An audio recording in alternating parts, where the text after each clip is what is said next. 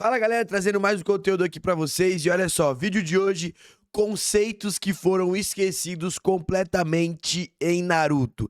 Videozinho do Konoha Chronicle, já vamos deixando aqui o like, ó, maneirinho, se inscrevendo. E é o seguinte, esse vídeo aqui é muito legal porque ele toca em alguns pontos que meio que foram deixados de lado em Naruto, foram introduzidos e deixados de lado. Tipo o fato da Sakura ser boa em Genjutsu, o fato do Kakashi ter 1000 jutsus, não sei se ele vai falar disso, mas tem 1000 jutsus e não ter mostrado os 1000, e etc e tal, tá bom? Minha câmera tá meio estourada, foi mal. Mas é isso, sem mais enrolação, bora pro play, vamos ver esse conteúdo. Existiram vários momentos na narrativa de Naruto em que algo foi estabelecido e nunca teve um desfecho no futuro. E é por isso que nesse vídeo a gente vai falar sobre eles, por que eles nunca foram desenvolvidos e se isso foi uma boa ou uma péssima decisão. O que você lembra aí que foi introduzido e não foi desenvolvido em Naruto, que foi deixado de lado?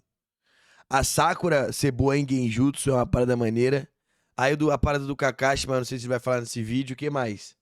O Orochimaru ter sido o vilão final, era pra ser. Começando com a Kunoichi favorita de todos, temos a Sakura. Vocês lembram quando todo mundo dizia que a Sakura era incrível em Genjutsu? Não em aplicar Genjutsu, mas em sair de Genjutsu, né? E também que ela tinha muito potencial pra isso e que ela teria muita habilidade em Genjutsu? Se você não lembra, o Kakashi acabou mencionando isso quando eles estavam fazendo a prova dos Gizos. O Sasuke disse isso inúmeras vezes sobre a Sakura e estava relacionado ao controle de chakra dela. Ela era melhor no controle de chakra dentro do time 7. E justamente por causa disso, ela tinha muito potencial pra se tornar uma excelente ninja que utiliza Genjutsu. E baseado no pouco destaque que ela recebeu, tipo, baseado no destaque mínimo ali que ela recebeu, pô, daria pra ter dado esse poder pra ela, né? Ela também tinha aquele alter ego que aparecia, lembra? Que ela tinha meio que uma versão mental dela, que aparecia assim na cabeça dela. Inclusive foi essa versão que ajudou ela a sair do controle mental da Ino lá, nos exames Chunin. Sumiu também, seria maneiro se continuasse. Isso foi claramente uma construção para que no futuro a Sakura pudesse ser a usuária de Genjutsu da sua equipe. Se você analisar bem, lá no início de Naruto clássico, o time 7 foi planejado e construído para ser dividido entre 3 principais artes ninjas, sendo a Sakura para a utilização de Genjutsu, o Sasuke para a utilização do Ninjutsu e o Naruto para o Taijutsu. Porém, isso nunca aconteceu. Interessante esse ponto aí, nunca tinha reparado. Sakura nunca aprendeu sequer um único Genjutsu na obra, ela apenas acaba se libertando de alguns. E isso é basicamente tudo que ela tem relacionado a Genjutsu na obra de Naruto. Porque no futuro ela se torna uma Kunoichi, chefe do hospital da vila de Konoha. É claro que isso também requer um excelente controle de chakra. Mas, de qualquer maneira, eu acho que seria interessante ter visto a Sakura com o Genjutsu. Só que vamos e venhamos, seria muito difícil Então, o Sasuke é o do Sharingan, né? da Sakura ser a usuária de Genjutsu da equipe quando a gente tem o Sasuke que possui o Sharingan. A essência dos Uchihas é a utilização dos seus olhos, principalmente pro Genjutsu. Porém, mesmo assim, como eu disse anteriormente, eu acho que seria bem interessante dar algum tipo de Genjutsu pra Sakura utilizar, assim como a Kurenai fez, por exemplo. Ela não era uma Uchiha, não tinha os olhos do Sharingan, mas ela conseguia fazer Genjutsu. Beleza que também saiu mal na parada, né? Além disso, talvez diminuíssem um pouco o hate em cima do Kishimoto sobre a Sakura não ter tido muito desenvolvimento, porque querendo ou não, no final do arco da Quarta Grande Guerra Ninja, a Sakura foi meio esquecida assim. Não, no final do arco não, ela tava na luta contra a Kaguya, né? Mas tipo assim, ela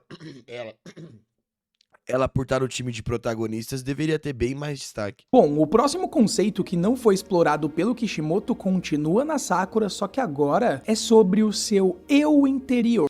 Isso, ó, foi disso que eu falei, tá vendo, ó? Ela antigamente tinha um eu interior que falava, tá ligado? Tipo assim, poderiam ter continuado com isso, pô. Isso era algo que eu definitivamente achava muito engraçado na Sakura em Naruto clássico, porque o seu eu interior sempre contradizia os seus pensamentos. E era geralmente utilizado para um alívio cômico dentro da obra. Só que na luta entre a Sakura e a Ino, que muitas pessoas odeiam e eu não sei muito o motivo, a Sakura usa o seu eu interior para expulsar a Ino da sua consciência, o que permite que ela não perca essa luta. No final, a luta termina empatada, mas ainda assim, ela teria perdido se não fosse esse seu eu interior. Ia ser muito maneiro se continuasse, tá ligado? Se essa fosse a característica da Sakura. Só que depois disso, esse eu interior nunca mais é utilizado. A Sakura nunca mais utiliza ele pra nada além de um simples alívio cômico. Então a única vez que ela utilizou isso realmente em uma luta, colocou em prática, foi nessa luta contra a Ino. E isso é claro em Naruto clássico, porque em Naruto Shippuden Acho que nem aparece no Shippuden, né? o seu eu interior desaparece, ele nem aparece na história. O que é muito triste, porque era um dos aspectos mais legais da Sakura. Bom, saindo da Kunoichi, a gente vai falar sobre uma luta que foi muito sugerida pelo Kishimoto, mas nunca aconteceu. E eu tô falando de Sasuke Luta boa, hein? Luta boa, velho. versus Neji. Tanto Neji quanto Sasuke foram descritos como prodígios da sua geração. Ambos eram de clãs muito prestigiados e ninjas extremamente talentosos. Eles eram literalmente sempre comparados. Sempre que alguém falava do Neji, mencionava o Sasuke junto e vice-versa. Então eu acho que todo mundo pensava que pelo menos uma vez no anime os dois iriam acabar se enfrentando. Mas isso acabou ficando somente no pensamento mesmo, porque essa luta nunca aconteceu. Sendo sincero, uma luta entre o Sasuke e o Neji seria muito interessante de se assistir, Seria top. porque seria incrível. Só que talvez tenha um motivo um pouco plausível para essa luta nunca ter acontecido. Tá, então antes dele falar do motivo que talvez seja plausível, eu quero falar pra você. Comenta aí quem você acha que vence, Sasuke ou Neji. Sasuke ou Neji? Comenta aí, porque a luta é boa. Eu acho que se for os dois no auge do clássico, dá Sasuke. Mas o Neji é muito brabo, tá ligado? Ah, e já que estamos aqui, rapidinho, vota em mim lá no IBEST, tá? IBEST, pra quem não sabe, o troféu imprensa dos influenciadores. Pô, se você não votou em mim, vota em mim lá, por favorzinho. Vou deixar o link aqui na descrição, tá bom? Acabar o vídeo, vou também dar um salve, aí você vota lá.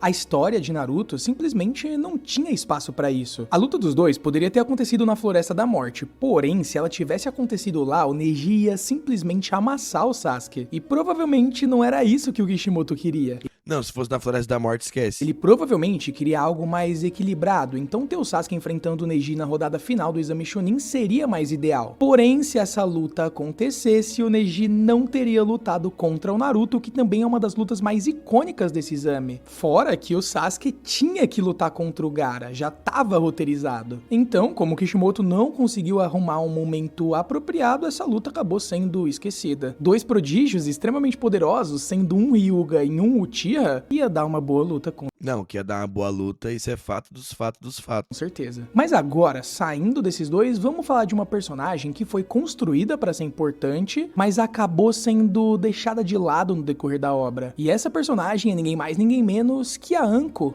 É Anko Mitarashi, pô, ex-aluna do Orochimaru, simplesmente. claro que em Naruto Shippuden, diversos personagens acabaram sendo introduzidos e esquecidos, porém a Anko é um caso à parte. E ela é um caso à parte porque ela foi aluna do Orochimaru. E com toda a experiência das pessoas assistindo o anime de Naruto, eu acho que é fácil perceber que alunos de qualquer um dos 3 Sanins lendários têm uma grande importância dentro da história, especialmente o Minato, o Naruto, o Sasuke e também a Sakura. Beleza que a Shizune também, que foi aluna da Tsunade, não acho que ganhou menos relevância do que a própria Anko. Claro, a gente tem a Shizune, mas ela não é tão importante. Ainda assim, a Anko, além de ser aluna do Orochimaru, ela tinha a marca da maldição. Ela teve uma participação muito importante na Floresta da Morte e até quis levar o Orochimaru consigo pra acabar com ele de uma vez por todas. Tudo isso foi muito legal e ela era uma personagem muito cativante, mas depois desse arco ela simplesmente desaparece. Ela aparece uma vez ou outra a cada trocentos capítulos e é só isso, ela não tem uma grande relevância na obra. Lá no fundo, eu tenho a sensação de que o Kishimoto tinha sim algo planejado pra Anko envolvendo o Orochimaru, mas assim como a luta do Sasuke e do Neji, ele nunca encontrou o momento certo pra executar essa ideia. Então ele simplesmente decidiu ignorar ela, como ele fez com muitos outros personagens. O que vocês acham da Anko?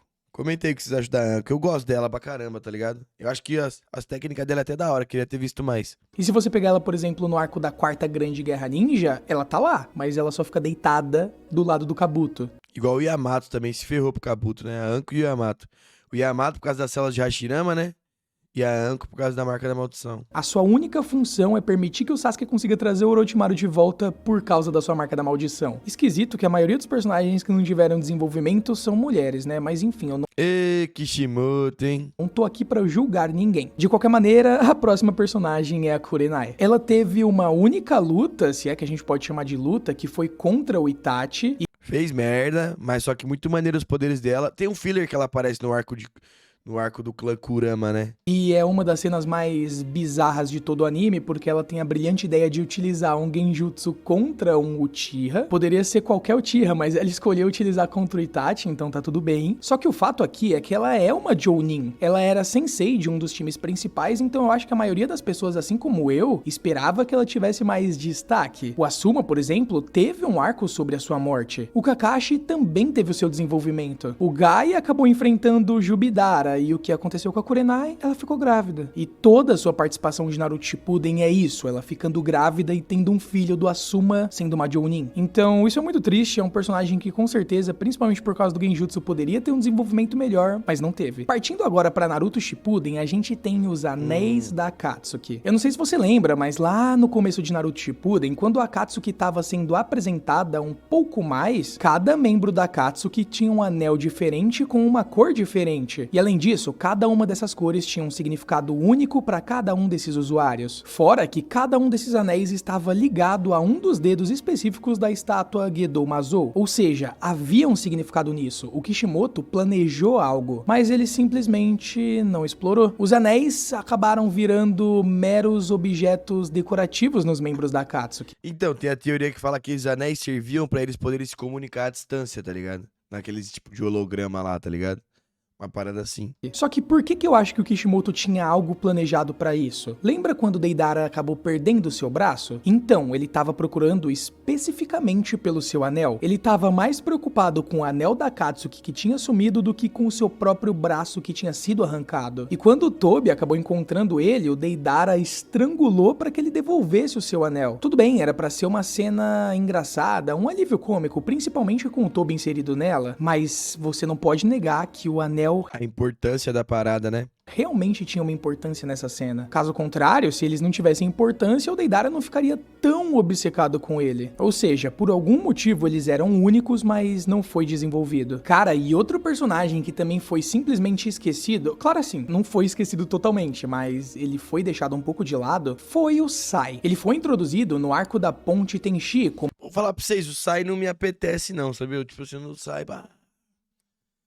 Tá ligado? Tipo, eu acho o poder dele maneiro. Na guerra eu acho o desempenho dele maneiro. Eu acho até da hora os jutsus dele.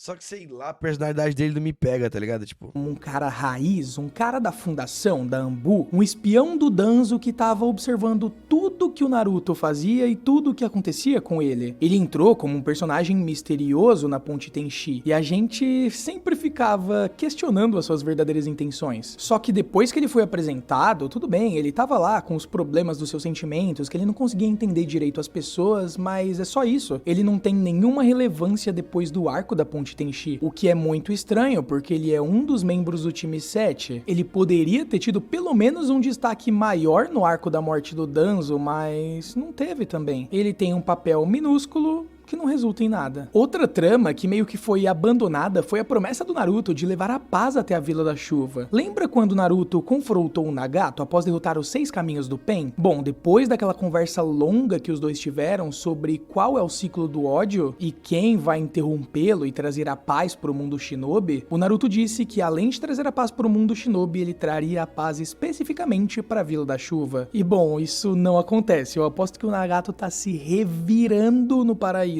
Verdade, o Naruto esqueceu, né? Tanto que em Boruto aparece a Vila da Chuva e ainda tá na mó merda, tá ligado? Paraíso? Se é que ele tá lá, né? Mas enfim, o Naruto sempre fala que nunca volta atrás das suas palavras, então aparentemente ele tava mentindo, porque ele não ajudou de forma alguma a Vila da Chuva. Além disso, depois do arco do Pen, a gente sequer vê a Vila da Chuva novamente. É claro, ela aparece na luta da Konan contra o Obito, mas além disso, não tem mais nada. A gente não vê como os moradores estão, a gente não vê a vila em si, apenas vemos um plano de fundo que é a vila. Fazer algo novo na Vila da Chuva e trazer ela pra narrativa, principalmente depois do arco do Pen, seria algo muito interessante, mas eu acho que o Kishimoto acabou cansando de escrever ali. Bom, pra finalizar, o próximo conceito que nunca foi desenvolvido na obra de Naruto tá relacionado ao Madara.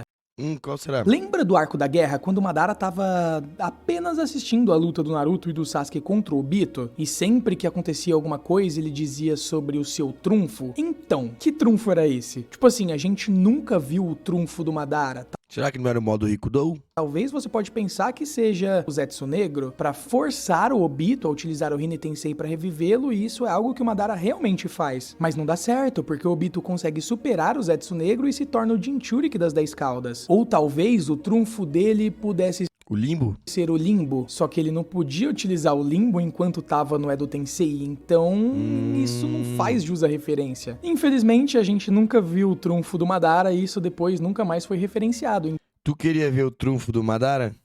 Fica aí a questão. Então tá aí o mistério até hoje. Ah, e só um extra, lembra que a Tenten no final da guerra pegou as ferramentas do Sábio dos Seis Caminhos? Então, ela abriu uma loja de armas em Boruto, ela poderia até mesmo vender bombas nucleares, mas a gente sequer vê essas ferramentas novamente. Não vê, na loja dela vê, pô.